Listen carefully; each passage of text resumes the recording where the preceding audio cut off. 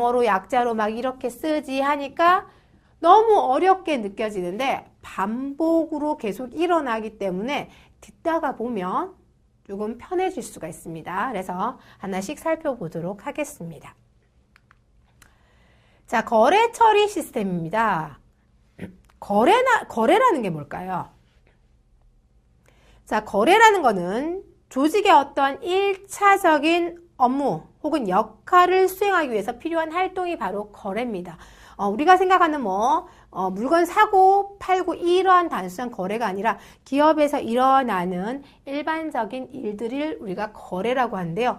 그러한 거래 활동을 지원하는 것이 바로 거래 처리 시스템입니다. 그래서 우리가 TPS, 자, Transaction Processing System이라는 단어를 씁니다.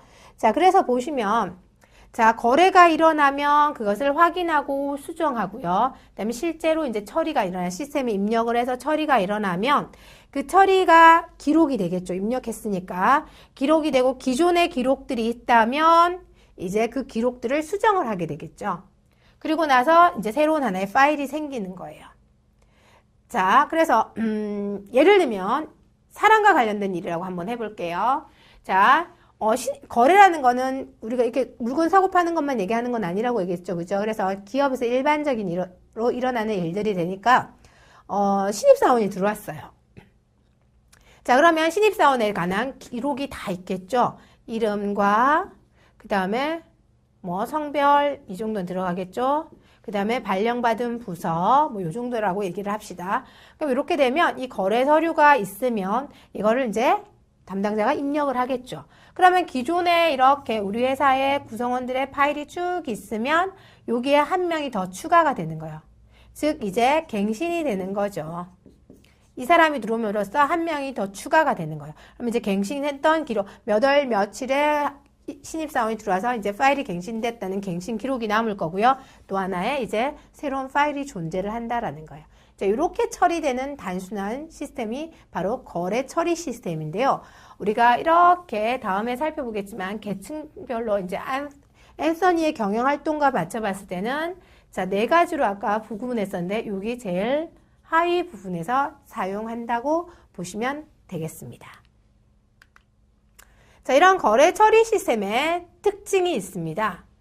자, 가장 큰 핵심이라고 보시면 돼요.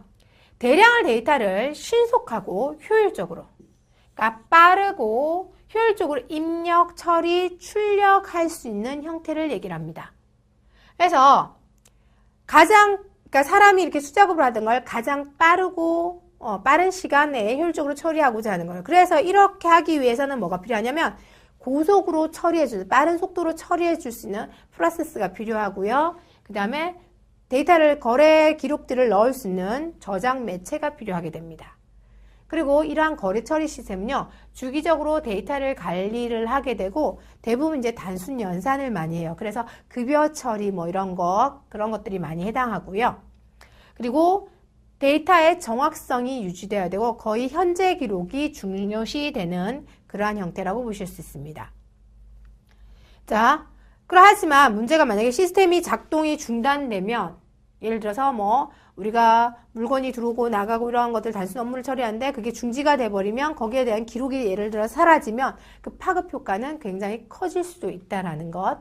그것이 바로 거래 처리 시스템의 특징입니다. 자, 두 번째는요. 이렇게 4단계로 봤을 때 밑에가 거래 처리 시스템이었고요. 그 다음이 바로 이제 운영 통제 시스템이죠. 자, 운영 통제라는 것은 바로 거래 처리 업무가 요 부분이 효율적, 효과적으로 수행될 수 있도록 통제하는 활동을 얘기를 합니다.